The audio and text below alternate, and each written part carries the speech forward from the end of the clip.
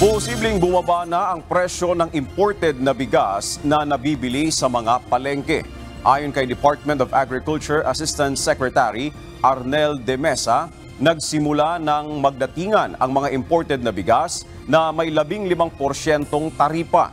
Sa ilalim ng Executive Order No. 62, ibinaba sa 15% ang taripa mula sa 35% sa mga imported na bigas. Sinabi ni Assistant Secretary de Mesa, as of nitong July 11, nasa higit 35,000 metric tons na imported rice na ang nakarating sa bansa.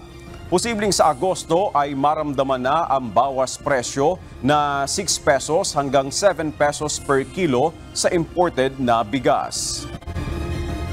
Yung volume na dumating ay 35,594 metric tons. As of July 11 pa lang ito, yung effectivity ng EO 62. So, 15% na tariff rate na yung na-apply. August yan, mararamdaman talaga. Yung pumasok na siya sa mga palengke, possible, 600 to 700 dollars.